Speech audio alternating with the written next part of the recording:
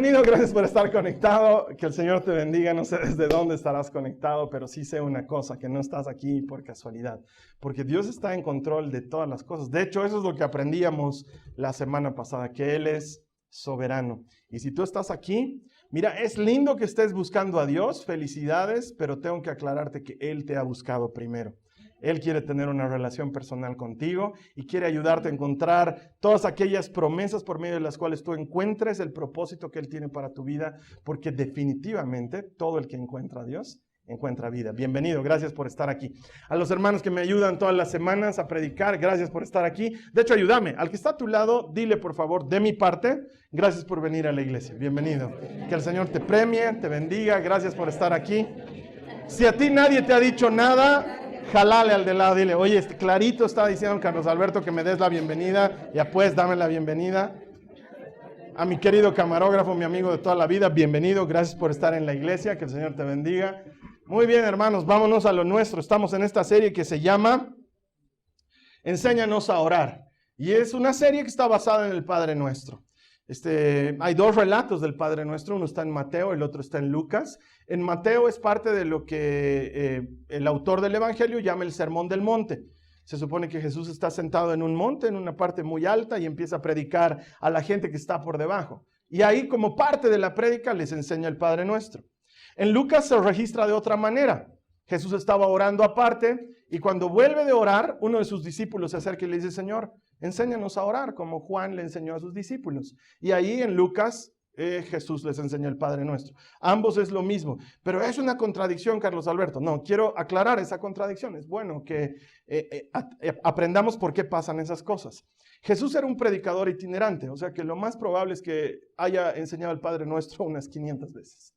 En distintos lugares, en distintos sermones. Sí, estaba en un lugar y alguien le decía, enséñanos a orar, y él enseñaba. Cuando oren, oren de esta manera, y volvía a hacer lo mismo. Cuando alguna vez me toca que me invitan a predicar a una iglesia hermana o otro lugar, muy rara vez preparo algo nuevo. La mayor parte del tiempo predico algo que ya he predicado en alguna otra circunstancia. ¿Por qué?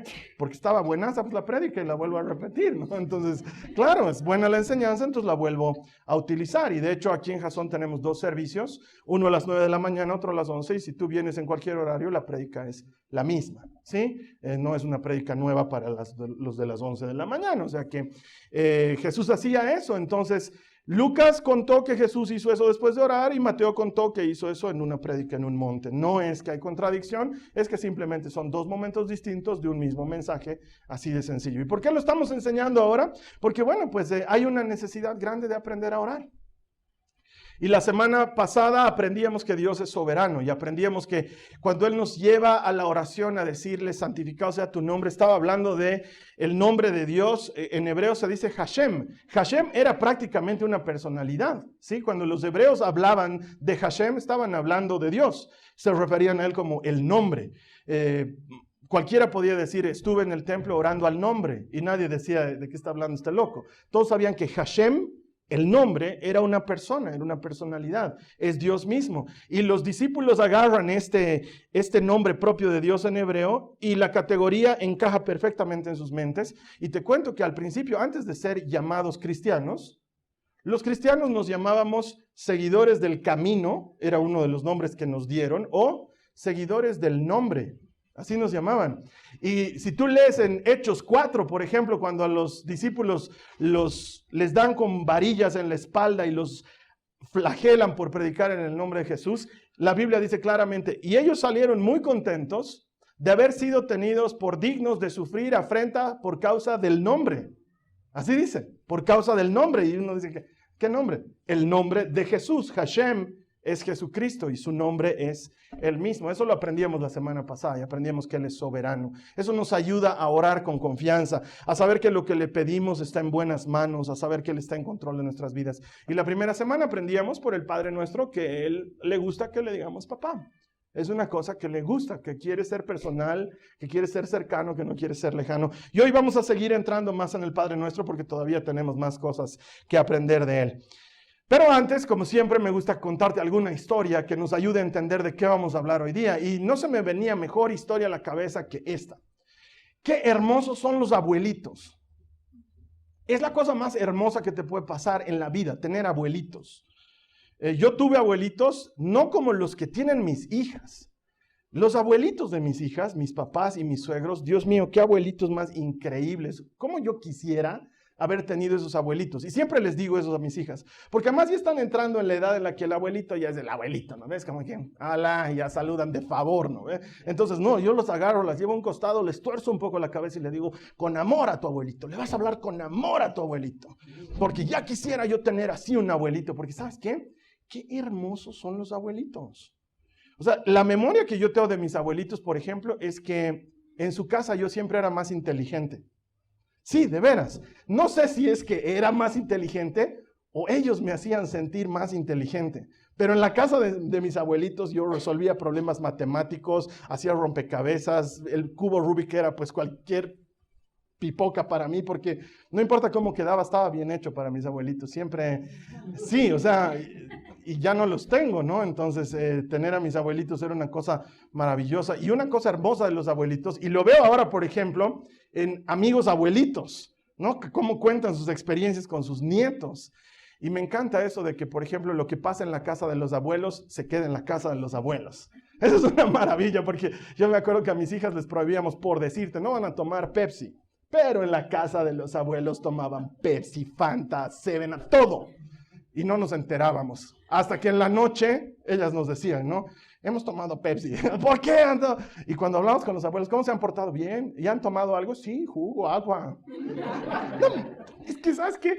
La casa de los abuelos es pues un territorio maravilloso, donde todo está permitido, donde todo está a disposición de los nietos. Eso es una cosa espectacular. Lo que sea que pidan, se les da. El otro día la Carly estaba recuperando unos videos antiguos de las chicas y se ve como mi suegra tenía una mesa central en su living que no permitía que nadie haga nada. O sea, de hecho te invitaba a algo y siempre era con posavasos y con la servilletita y todo con cuidado. Y se la ve a la María Joaquina jugando con gelatina sobre la mesa, así, pla, pla, pla. Y luego se para y se sube sobre la mesa. Y nosotros decimos, no, no, no, no, no. Y se la ve a mi suegra que le dice, déjala mi guagua, es su mesa. Por Dios, qué maravilla, ¿no? Oye, los están malcriando, sí, pero eso solo pasa en la casa de los abuelos. Y solo por un breve tiempo. Y luego pasó. Y esa sensación de que todo es permitido y todo es posible y todo está a mi alcance, solo la vives ese pequeño momento. Pero con Dios no es así.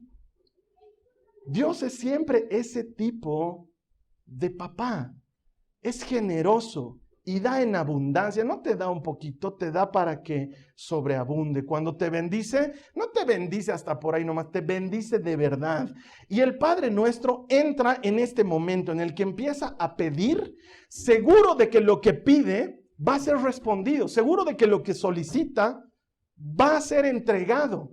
No es una petición de ojalá y a lo mejor me des lo que te estoy pidiendo. Es una petición de certeza de que sé que lo que te estoy pidiendo me lo vas a dar. Acompáñame, vamos a volver a leer el Padre Nuestro. Está en Mateo 6, los versos 9 al 13. Quiero que me ayudes a leerla, por favor. Dice, ustedes pues oren de esta manera.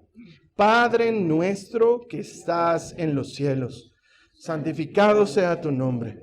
Venga tu reino. Hágase tu voluntad, así en la tierra como en el cielo.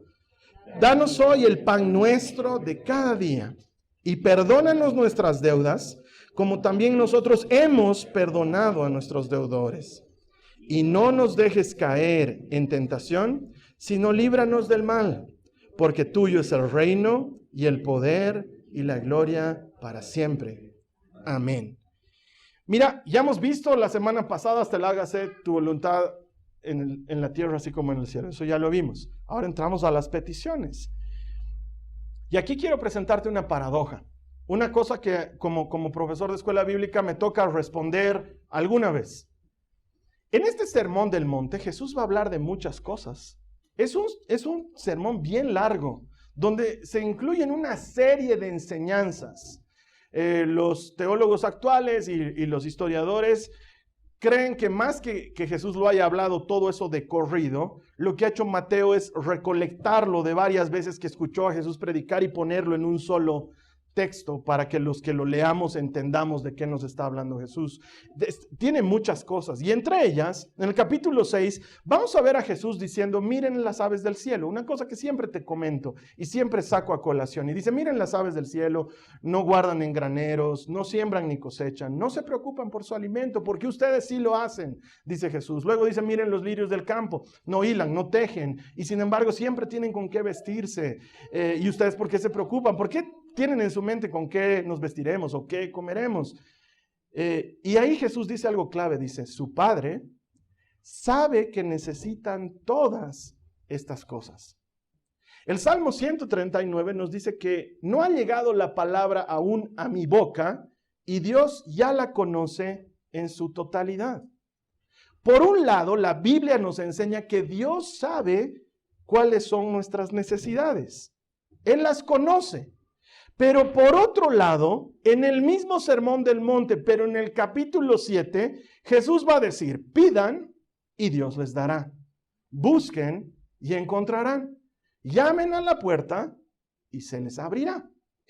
Entonces ahí hay una paradoja.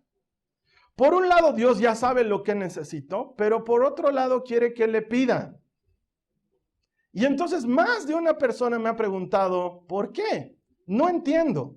¿Por qué si Dios nos dice, no se preocupen, como las aves y los lirios no se preocupan, en el Padre Nuestro sí tenemos que pedir por algo? ¿No se supone que Él ya lo sabe?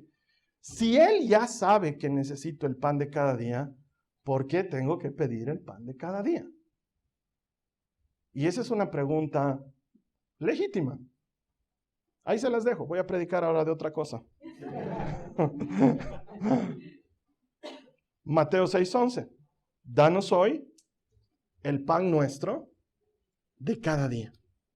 Está ahí incluida en la oración.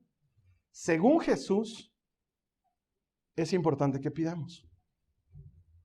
Aun cuando Dios ya sabe lo que necesitamos, Él quiere que pidamos. Entonces la pregunta es, ¿por qué? ¿Por qué quieres que pidamos si de todas maneras me lo darás y de todas maneras ya sabes que lo necesito? Porque Él ha prometido que te va a sostener y te va a sustentar. Lo ha prometido. No faltará el pan sobre tu mesa. El vestido que tienes no envejecerá.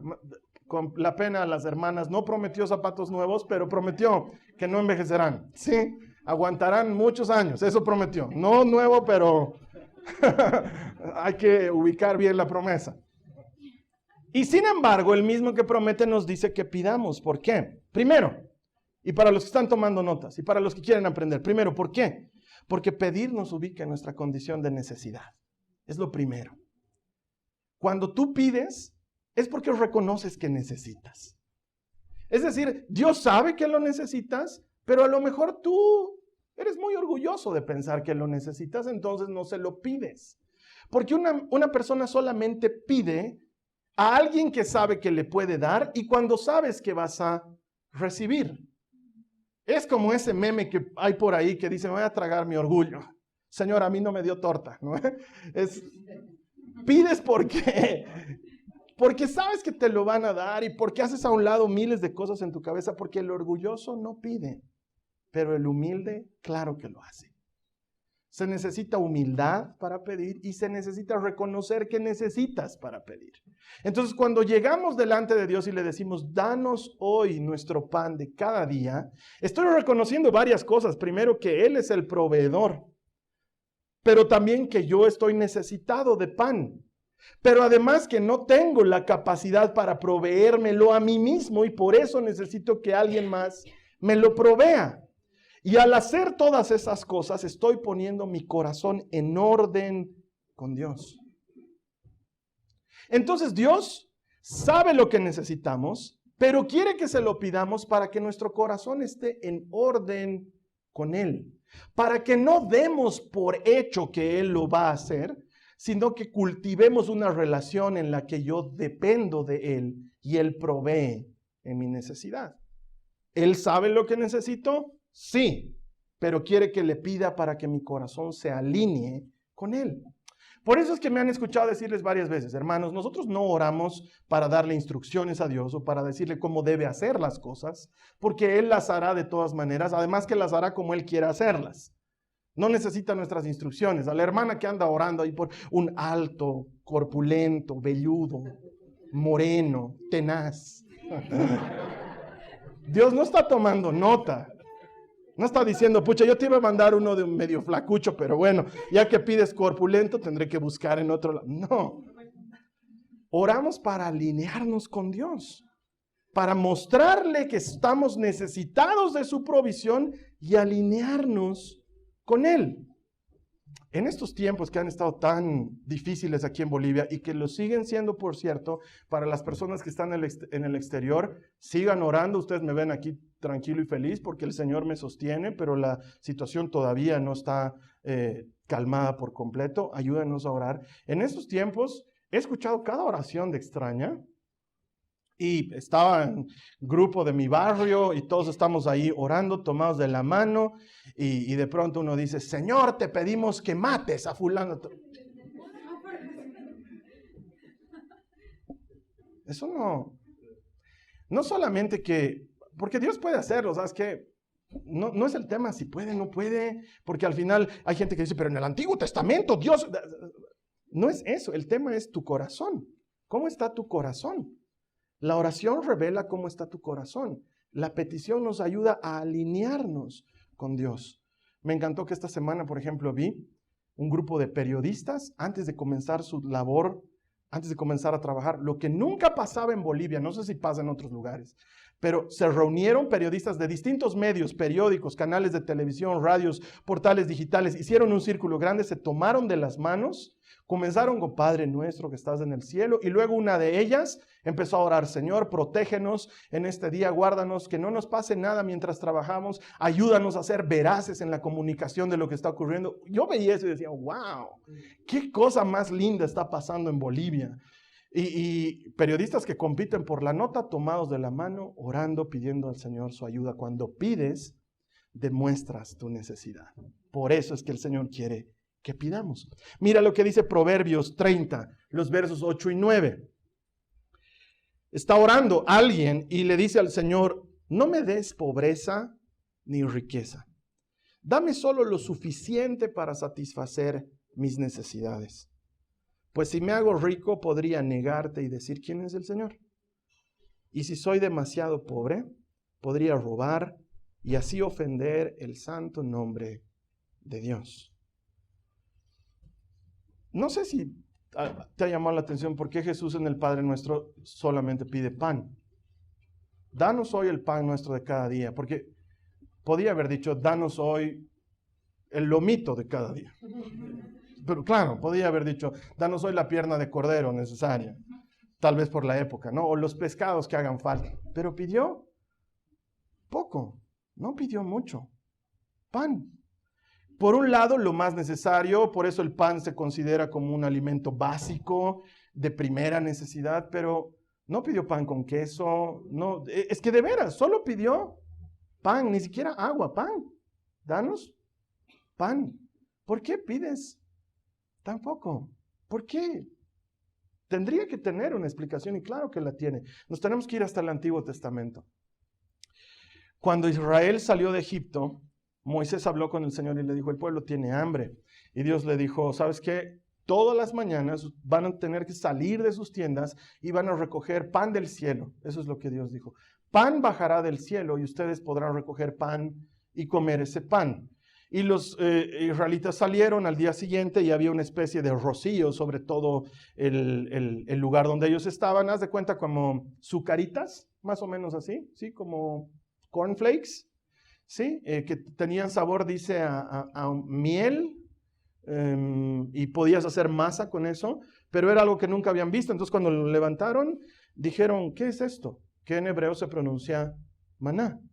Significa, ¿qué es esto? Y por eso se quedó con ese nombre, maná, que literalmente es, ¿qué es esto? Pero que con el paso de los años llegó a conocerse como el pan del cielo. Y Jesús luego en Juan 6 nos va a revelar que Él es el pan del cielo, y les dice, sus antepasados comieron el maná y murieron, pero el que coma de mí vivirá para siempre. Yo soy el pan de vida. Entonces, cuando Jesús está pidiendo el pan, sí está pidiendo algo físico y muy, muy natural, pero también está enseñando que pidamos que Él sea nuestro sustento y nuestro alimento y nuestra fuerza. Y así como el maná lo tenían que recoger una vez al día y les aguantaba para todo el día, y no podían guardarse maná para el día siguiente porque se podría y hacía gusanos, lo mismo sucede con Jesús. Necesitamos a Jesús todos los días. Pero ¿sabes qué? No te preocupes por si tendrás a Jesús mañana, porque mañana habrá Jesús para mañana. Eso mismo lo enseña él cuando dice no se afanen por el día de mañana porque basta con el afán de hoy. ¿Sabes qué necesitas? No te imagines tendré fuerzas para resistir que mi hijo se vaya a estudiar al exterior. No te preocupes por eso, porque lo que necesitas es fuerzas para hoy. Y Jesús es el maná de cada día. Si tienes pan para hoy, vas a poder sobrevivir hoy. ¿Cómo voy a poder sobrevivir después de este divorcio? No tengo idea, pero hoy puedes sobrevivir porque hay pan para hoy. Nuestro trabajo debería ser pedir el pan para hoy y comer el pan de hoy. No sé cómo voy a aguantar el juicio, no sé cómo voy a vencer esta deuda, no tengo idea. No te adelantes a 15 años en el futuro. Pedí tu pan para hoy. ¿Y sabes qué va a haber? Pan para el día. ¿Y sabes cuál es la garantía? Que va a ser fresco. Y qué delicioso es el pan fresco, crujiente y calientito. Vas a tener fuerzas para hoy. Y vas a tener protección para hoy. Y vas a tener lo que haga falta hoy. Y mañana, no te preocupes. Él quiso pedir para hoy. No se preocupó por más. No dijo, Señor, danos el pan de cada día y que nos aguante para el mes entero. No, se preocupó de hoy y que sea suficiente para hoy. También siempre me ha llamado la atención que Jesús pidió el pan y no la panadería.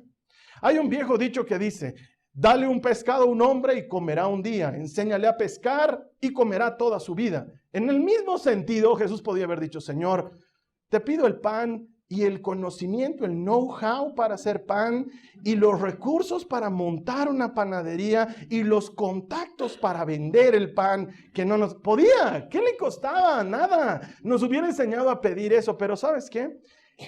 Pedir el pan del día nos enseña a ser dependientes, a depender solo de Él.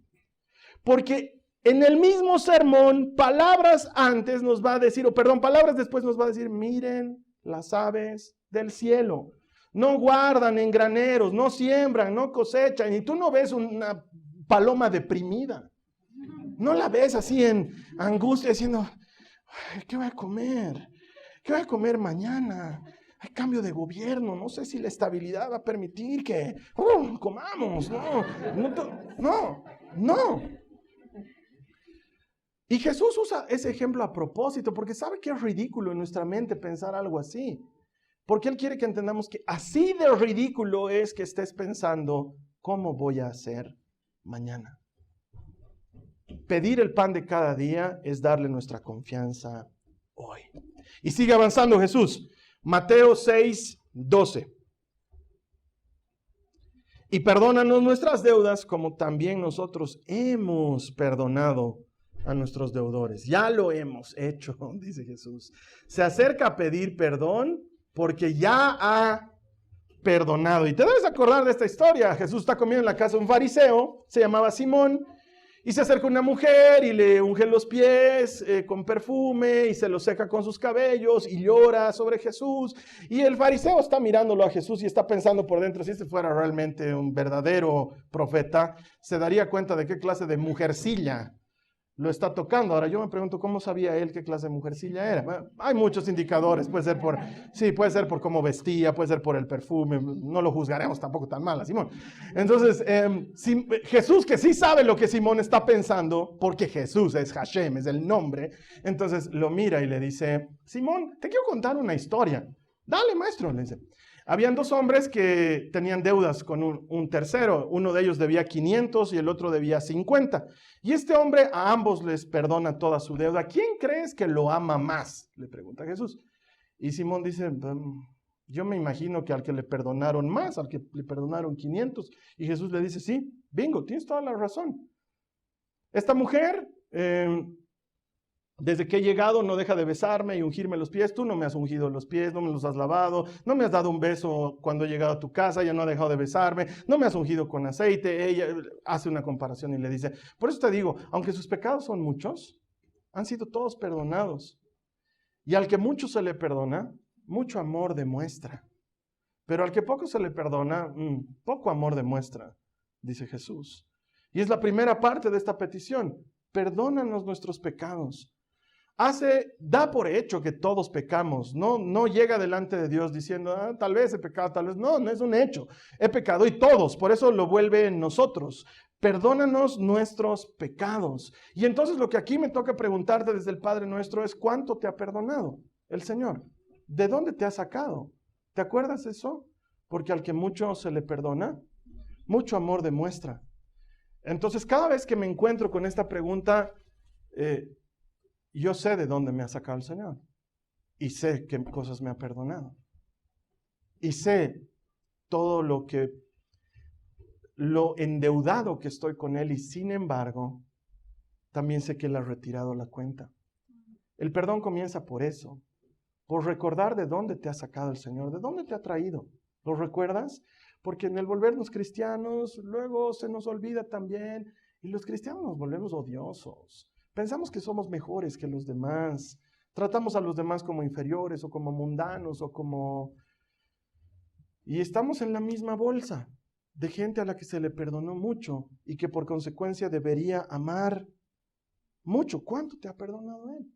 La segunda historia, que también la conoces, es más interesante todavía porque Pedro se le acerca a Jesús y le dice, Señor, ¿cuántas veces debo perdonar a mi hermano si peca contra mí? Hasta 7 veces. Y Jesús le dice, no, Pedro, sino que hasta 70 veces 7. Pero le cuenta esta historia. Le dice, había un hombre que le debía a un rey 10,000 talentos. Cuando te dicen eso, no logras entender la magnitud de lo que te está diciendo porque te lo están hablando en términos de la época, en términos griegos además. Pero para que tengas una idea, 10,000 talentos equivale a 340 toneladas de plata. 340 toneladas de plata. Más o menos, un camión arenero carga 15 cubos. Esos 15 cubos más o menos son 6 toneladas. Haz de cuenta cuántos camiones le debía el hombre, más o menos. ¿Sí? 340 toneladas de plata. ¿Por qué dice eso en esta historia Jesús? Porque lo que quiere decir es, había un hombre que le debía a cierto rey tanto que no hubiera podido pagarle todos los días de su vida. No tenía cómo pagarle. ¿Y cómo le ha prestado tanta plata? Así es la salvación. Es algo que no está a nuestro alcance. No está a nuestro alcance. Así hiciéramos lo que hiciéramos, no está a nuestro alcance. Por eso son 10,000 talentos. Y dice que el rey le perdona y le dice, ok, ¿sabes qué? Te perdono, tiene misericordia y lo perdona. Y él cuando sale se encuentra afuera con un tipo que le debía el salario de un día. Eso es lo que encuentra, un tipo que le debía el salario de un día. Y lo agarra del cuello y lo hace meter a la cárcel hasta que le pague. Y el otro le rogaba, le decía, por favor, no me hagas esto, mi familia, nada, a la cana, hasta que me pagues. Y entonces el rey se entera de esto y lo manda a llamar y le dice, ¿qué te pasa? Te he perdonado lo imperdonable y tú no podías hacer algo similar con ese tu amigo. Entonces, lo que Jesús está diciéndote al contar esta historia es bien sencillo. Y te lanzo la pregunta. ¿Cuántas veces te gustaría que Dios te perdone? Porque esa es la pregunta. ¿Cuántas veces te gustaría que Dios te perdone? Si tuviésemos que ponerle un número a eso. Jesús te está dando ahorita un cheque en blanco y te dice, aquí anota la cifra. Lo que tú anotes aquí, yo lo voy a hacer. Dime cuántas veces quieres que te perdone. No creo que alguien diría 3. Y a 4, digamos, por si me paso de la raya. Porque tengo Netflix. Entonces Jesús dice, ok, lo haremos sencillo. ¿Cuánto quieres que te perdone? Perdona tú igual. Lo que tú quieras que yo te perdone, concedido. Lo vamos a hacer. Solo haz tú lo mismo. ¿Podrías? Mira lo que dice Lucas 6:38. Jesús está hablando y dice, den y recibirán. Lo que den a otros, les será devuelto por completo, apretado, sacudido, para que haya lugar para más, desbordante y derramado sobre el regazo. La cantidad que den determinará la cantidad que reciban a cambio. Uno lee este pasaje Y jamás pensaría que también se aplica al perdón, pero se aplica completa, total y absolutamente. Lo que tú des en perdón es lo mismo que tú vas a recibir. Eso está diciendo el Padre nuestro. Perdónanos nuestros pecados como hemos perdonado. ¿Cómo? Comparativo. En la misma forma. De igual manera que nosotros ya lo hemos hecho con los que nos deben algo. De la misma manera. Y este pasaje de Lucas me parece fabuloso porque ¿sabes a qué está haciendo referencia? A estas mujeres que iban a recoger lo que había sobrado de la cosecha. Los que cosechaban tenían la instrucción, la ley de Moisés decía que no tenías que recoger lo que caía al piso. Tú cosechabas y mucho iba a caer al piso. Al pasarle la guadaña, mucho iba a caer al piso. Caía en tu bolsa, pero había mucho que caía al piso y Dios decía, eso no lo vas a recoger. Dejáselo a los pobres, a las viudas, a los huérfanos, a los extranjeros. Sé misericordioso. Ellos no tienen que comer. Tú cosecha lo tuyo y lo que se te derrame, que sea para ellos. Entonces llegaba la hora en la que terminaba la cosecha, más o menos a las 4 de la tarde, y el dueño del sembradío les decía a los pobres, pasen, alcen lo que quieran. Y ellos entraban con unos canastillos y empezaban a recoger del suelo lo que había sobrado, lo que había caído. Y entonces ahí es donde sucede lo que Jesús dice. Ellos hacían así sus sacos para que las cosas se apelmasen un poquito más hacia abajo y entre más de lo que iban a poner. Y si el dueño de la parcela que se había cosechado era generoso, te decía, dale, sacudí más para que puedas meter mucho, para que esté apretado, rebosante y remecido. Esa era la idea. Es una muestra de generosidad del dueño del terreno. Entonces ellos sacudían, es como los choferes, yo no les entiendo, van a la gasolinera y cargan gasolina y lo sacuden su auto como si iría a entrar más gasolina. Ahora te voy a explicar el principio físico por el cual eso no va a pasar. Al sacudir la gasolina, la gasificas, entonces se llena más el tanque y por eso te da la sensación de que se ha llenado más tu tanque. No. Solamente has gasificado tu gasolina, no has metido más gasolina, o sea que no la sacudas, no tiene sentido. Pero si tú agarras, por ejemplo, un frasco de azúcar y lo sacudes, si está muy lleno y lo sacudes, el azúcar empieza a bajar y se apelmaza un poco más. Eso es lo que está diciendo Jesús. Lo que des va a volver a ti, apretado, rebosante, remecido. Es como cuando te has servido, aquí en Jasón tenemos el desayuno y la gente va y se sirve su café y se les pasa el agua, entonces ahí están, no ven del bordecito porque ya está, se te va a chorrar, te lo estoy igualando, hermano, ¿no? Como el chavo cuando le regalan leche, ¿no? Lo que des va a volver a ti. Lo que des va a volver a ti. Entonces, perdonar es algo que nos bendice. No solo nos garantiza que Dios nos perdonará mucho, pero que nos bendecirá mucho. Y sé que siempre utilizo el mismo ejemplo, así que si lo has escuchado te pido perdón, pero si no lo has escuchado, bienvenido a lo que yo pienso que es la mejor ilustración para el perdón. Haz de cuenta que tú estás en el supermercado y el dueño del supermercado te dice, ¿sabes qué? Eres mi amigo, te quiero. No te voy a dar ni siquiera vales de compra. Llévate lo que quieras, hermano. Llévate. En tu carrito pon todo lo que quieras. La única condición que te pongo es que lleves un carro igual y que pongas lo mismo que estás poniendo en tu carro, en ese otro carro igualito, para el desgraciado infeliz que te ha hecho la vida miserable durante todos estos años. Puedo llevarme lo que sea, pero lo que te pongas en tu carro lo tienes que poner igualito en el otro. No hay tal de que aquí yo me he puesto, no sé, arroz y aquí le has puesto arroz integral. No hay tal. Ambos tienen que ser igualito. Es mi condición. Pero es que es un desgraciado, infeliz, que me ha hecho la vida miserable durante muchos años. Ajá, pero el dueño del supermercado soy yo. Así que yo quiero darte a ti lo mismo que le vamos a dar a tu peor amenaza. Anda. Y entonces tú vas con tu carrito y con el otro carrito. En un principio estás feliz, dices, me voy a poder llevar todo. Y luego dices, pero este desgraciado también le tengo que dar.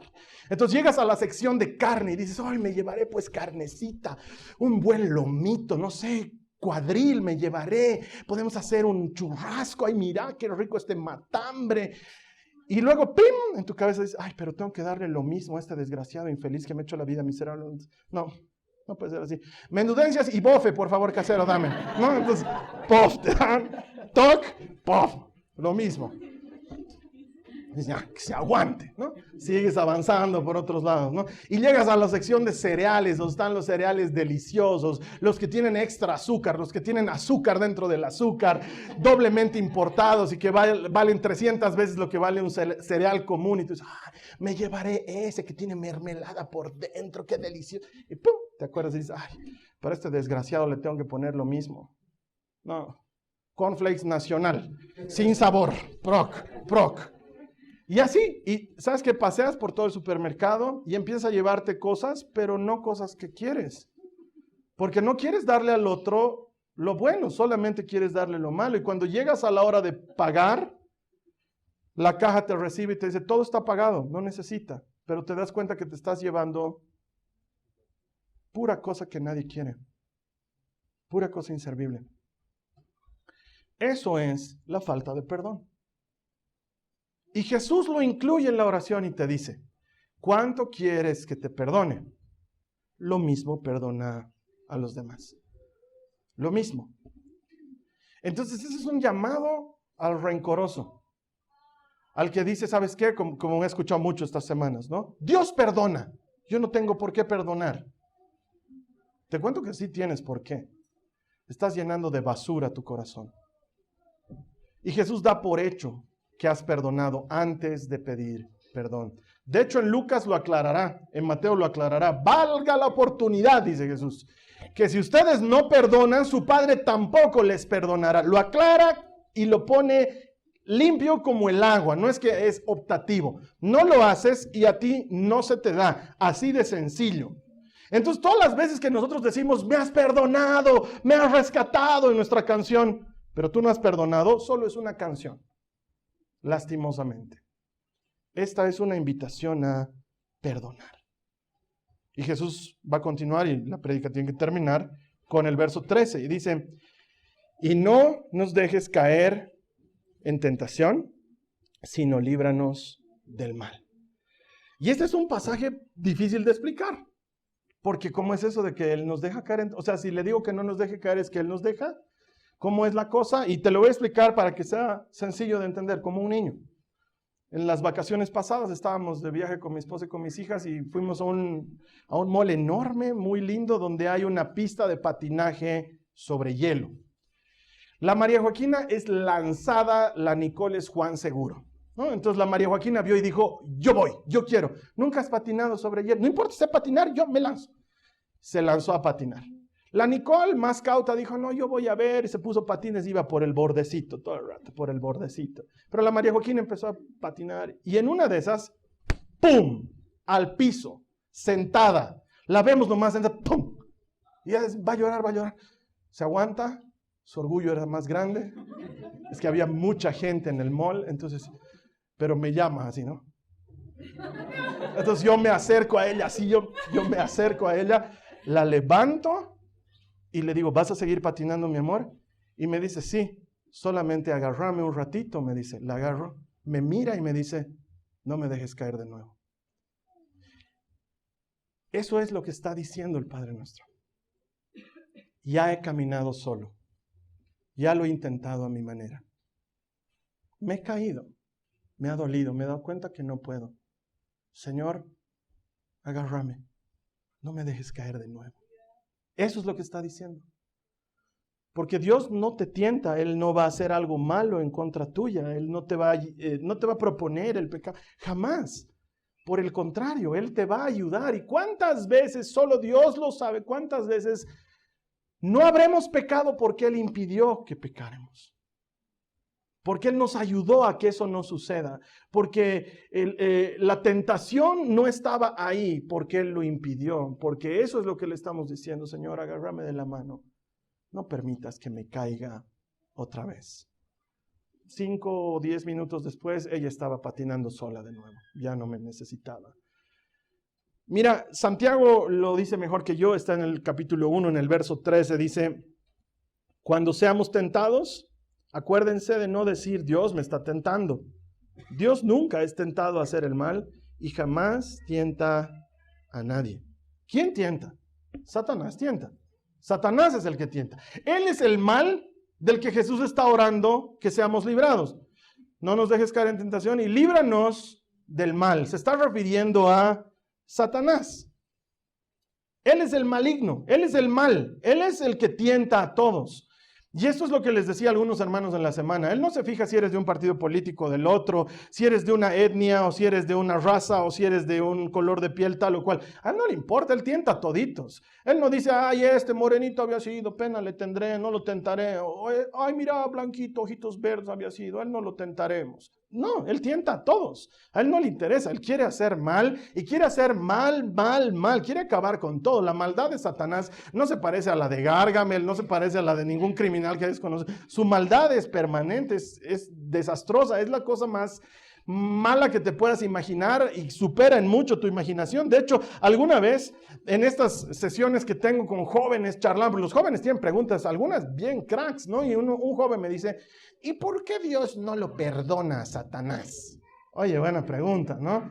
Pero es bien fácil de responder porque a Satanás no le interesa, él no está arrepentido, no va a pedir perdón. Porque te aseguro que la misericordia de Dios es tan grande que lo perdonaría, pero eso no va a suceder. No pasa por Dios, eso pasa por el desgraciado Satanás que él no quiere perdón. Y entonces hay otro me pregunta y me dice, ¿y entonces por qué Dios no lo elimina de una vez a Satanás para siempre? Porque si Dios es todopoderoso, ¿por qué no lo elimina para siempre? Es una buena pregunta. Y tal vez alguna vez te has preguntado eso. ¿Por qué dice líbranos del mal y no más bien dice elimina el mal? Porque podría hacerlo. Pero solo dice líbranos del mal, no dice elimínalo. Yo te voy a explicar por qué. ¿Sabes qué? No hay nada más triste en esta vida que meterte autogol. ¿Alguna vez te ha pasado? Has debido ver algún futbolista, están jugando ahí, tú estás alentando a tu equipo y de pronto lanzan un córner y el bruto en lugar de despejar cabecea al otro lado y mete gol para el otro equipo y nadie festeja excepto los contrarios, ¿no ve? Ellos lo abrazan al que ha metido gol. Gracias, eres mi bro. ¿No? Y se burlan. Oye, hay gente que ha muerto por esto. Ha habido un jugador en el Mundial del 94 en Colombia que metió un autogol y cuando ¿cómo era esto? La guerrilla y las FARC y el narcotráfico se movía mucho en Colombia, él volvió a su país y en un bar lo mataron por haberse metido autogol y por haber eliminado a Colombia del Mundial. Oye, meterse autogol es una de las cosas más horribles que te puede pasar. Ya. Esa es la función de Satanás en la vida. O sea, él piensa que no. Pero ¿te has dado cuenta que desde el Génesis hasta el Apocalipsis, todo lo que hace Satanás es meter autogol? Lo hace perder a Moisés y termina siendo príncipe de Egipto.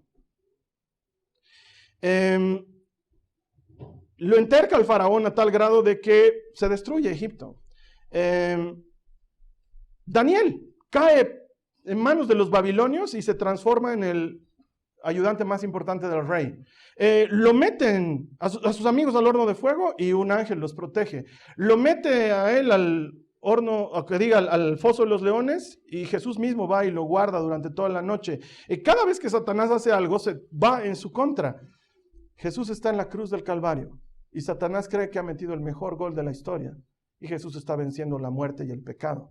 Satanás está burlando de Jesús porque está desnudo y colgado en un madero y Jesús está frotándose las manos porque dice, esto que parece derrota es la mayor victoria de la historia de la humanidad. Satanás está ahí para meter autogol. Él piensa que está haciéndote daño y sin embargo tú sales vencedor de ese daño. Mira, yo quiero explicarte una cuestión teológica. Satanás es un ser espiritual. Algunos dicen es un ángel, no necesariamente entra dentro de la categoría, pero sí es un ser espiritual. Este ser espiritual es adversario, eso significa Satanás. De hecho, en hebreo se dice ha-satán, que quiere decir el adversario. Es el adversario de Dios, está en contra de lo que Dios haga y por consiguiente está en contra de nosotros y de lo que nosotros hagamos. Pero en naturaleza es superior a nosotros, es un ser espiritual, es superior a nosotros. Pero ha caído tan bajo que seres inferiores en naturaleza como tú y como yo, podemos resistirle y vencerle y él huye Y ese es el autogol más sonoro de la historia, porque cada vez que tú le dices no a una tentación y enfrentas al enemigo y lo resistes, el cielo entero grita gol, porque tú has vencido a alguien que es más poderoso que tú en naturaleza. La razón por la cual el Señor no elimina a Satanás es porque Satanás es un gran colaborador en transformar lo malo en algo bueno. Quiero decirte, Bolivia ha estado pasando por unos momentos bien duros, muy difíciles, son más de 3 semanas, paros, huelgas, enfrentamientos, gente en la calle, violencia, terror en las casas, noches de no dormir, saqueos y muchas cosas terribles. Y todo eso que parece malo, como diría Pablo en la cárcel, ha servido para algo bueno. Todas esas cosas que Satanás ha estado promoviendo, porque él es el que entra en los corazones y en las mentes de la gente cuando te dice robá, matá, haz daño, destruí, insultá. Es él el que provoca todas esas cosas. Dios les ha transformado en algo bueno. Gente orando en las calles, familias reunidas alrededor de la palabra de Dios. La Biblia siendo tomada en ambientes políticos para no solamente como un adorno, sino como un tema central de la discusión de hacia dónde va este país. Con razón Dios no lo elimina por completo, pero también puedo decirte esto, lo eliminará. He visto el final de la película y al final de la película lo elimina por completo. Pero mientras tanto, tú y yo podemos vencerle. Mientras tanto, tú y yo podemos hacerle frente y ganarle. Entonces, todas estas peticiones que hemos visto en el Padre Nuestro, que comienzan con el pan y terminan con líbranos del mal, nos muestran primero que las peticiones están ahí para ayudarnos a aceptar y entender nuestra necesidad, pero más importante para reconocer que hay un Dios generoso, que Él es generoso y que si nos ha dado a su Hijo, con Él nos dará juntamente todas las otras cosas. Por eso termino con esto. Hermanos, resistan al diablo y él huirá de ustedes. No le tengan miedo. Ay, no me gusta cuando hablan de Satanás. A él no le gusta cuando hablamos de Jesucristo y se las chupa. Está todo el tiempo escuchando lo que hacemos. ¿Sabes qué? Resistile y él huirá de ti. Y luego hazle caso a Jesús. Mira las aves del cielo. Mira los lirios del campo. No tengas miedo por el mañana. Sal a recoger tu pan de cada día. Ese pan de cada día es Jesús. Ese pan de cada día no va a dejar que falte pan sobre tu mesa. Ese pan de cada día no va a dejar que falte ánimo en tu corazón. Ese pan de cada día no te va a dejar sin trabajo. Ese pan de cada día no te va a dejar sin protección. Hazle caso, pedí y seguí pidiendo y Dios te dará. Busca y seguí buscando y encontrarás. Toca la puerta y no dejes de tocarla y te abrirán, porque al que pide, recibe. El que busca, encuentra. El que toca la puerta, se le abre. Eso es lo que nos enseña el Padre Nuestro en nuestra porción. Y mira, con eso ya hemos cubierto 3 semanas del Padre Nuestro. Lo único que nos queda es la siguiente semana, donde vamos a hablar del poder, el reino y la gloria, que es como termina el Padre Nuestro. Mientras tanto, yo quiero pedirte ahí donde estés, que me des 1 minuto para orar contigo. Cierra tus ojos. Le vamos a pedir perdón al Señor y nos vamos a comprometer a perdonar. Y luego de hacer eso, vamos a confiar en su provisión, tanto en lo material, como el pan de cada día, como en lo espiritual, que nos libre de tentaciones y nos proteja de caer del mal. Si tú estás de acuerdo en hacer esto, cierra tus ojos, ora conmigo, dile al Señor: Señor Jesús, te pido perdón por mis pecados, que son muchos. Sé de dónde me has sacado y sé a dónde me has traído. Siempre estaré en deuda contigo. Por eso, Señor, hoy me comprometo a perdonar, a dar al otro como quiero que me des, a entregar al otro como quiero que me entregues. Sé que así lo harás. Señor, en mi corazón probablemente no nace el perdón, pero en tu corazón sí. Y tú puedes perdonar a través de mí. Vive en mí y ayúdame a perdonar. Te doy gracias porque sé que el pan no faltará en mi mesa y que me guardas de todo mal. Mi vida está protegida, escondida en el hueco de tu mano derecha. Te doy gracias por ser tan generoso y tratarme con tanto amor. En el nombre de Jesús. Amén. La siguiente semana te voy a estar esperando para cerrar el Padre Nuestro. No dejes de orar por Bolivia. Este es un momento en el que realmente lo necesitamos. Toda oración es bienvenida. Y quién sabe qué te estaré contando la siguiente semana de lo que haya pasado en estos días en nuestro país. Mientras tanto, todos juntos vamos a seguir celebrando. Ahí donde estás, aquí donde estamos nosotros y en todas partes, que todo el que encuentra a Dios, encuentra vida. Te espero aquí la siguiente semana. Gracias.